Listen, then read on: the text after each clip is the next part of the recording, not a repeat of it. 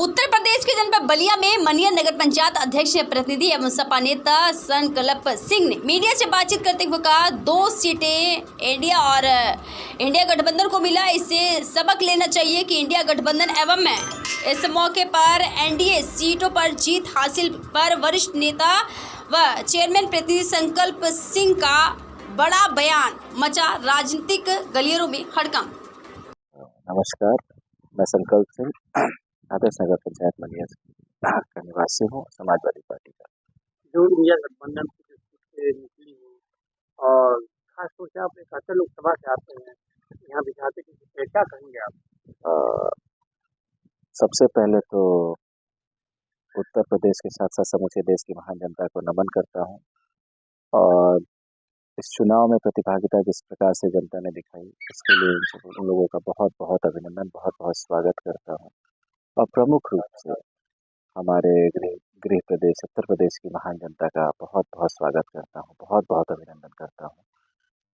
पहली बार समाजवादी पार्टी के सबसे बड़ी पार्टी बनने का अवसर उत्तर प्रदेश में राजनीति में मिला है और बहुत बहुत अभिनंदन, बहुत बहुत धन्यवाद करता हूँ। जिस तरह उत्तर प्रदेश को लेकर योगी जी आज मारेंगे, आज सफाया हुआ, किस रूप में देखते हैं? एक है सफाया कहना तो अभी अतिशयोक्ति होगी, मुझे नहीं लगता अभी सफाया उस प्रकार से हो पाया है, मगर सबसे बड़ा दल बनकर जरूर समाजवादी पार्टी उठी है।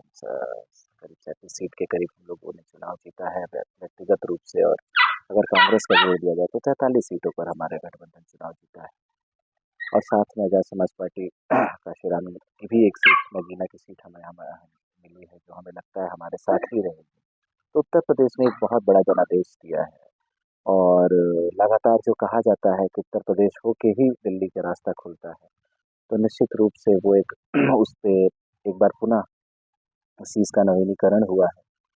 और समाजवादी पार्टी का सहयोग करने के लिए मैं पूरे प्रदेश की महान जनता को धन्यवाद करता हूँ। भारतीय जनता पार्टी हार की हुई है और अयोध्या में भी वहाँ भी हार गई, क्या करेंगे?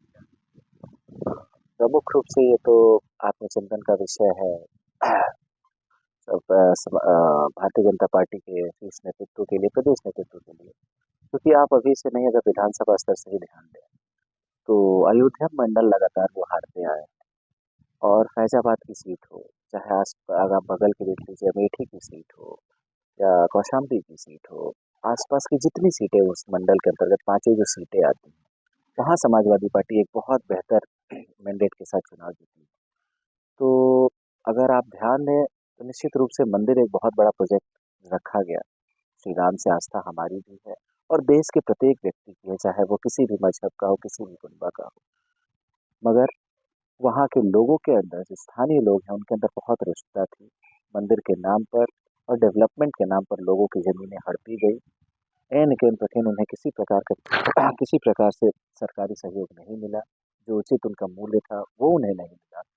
और लगातार जो पूरे देश में एक अंडर करेंट था बेरोजगारी को लेकर, महंगाई को लेकर और गरीबों की अनदेखी, आप कह सकते हैं किसानों की लगातार अनदेखी हुई है, ये सारी चीज़ें बहुत प्रमुख रूप से मुद्दा बनी और विपक्ष के लोगों ने बहुत मेहनत की और निश्चित रूप से मुझे लगता है कि एक बड़ा स्पष्ट जनादेश जो लगातार भारतीय जनता पार्टी को मिलता आया था पिछले 10 वर्षों से, उसमें कहीं ना कहीं डेंट होने का काम हुआ है।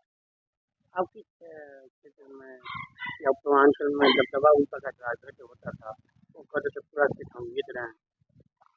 मुझे लगता है कि ये चुनाव कुछ लोगों का कैरियर बनना और कुछ लोगों का कैरियर बिगाड़ना हर चुनाव के साथ होता है, मगर लगातार इधर उधर करना और एक स्थिरता ना रहना, हम कह सकते हैं राजनीतिक स्थिरता का खेल है।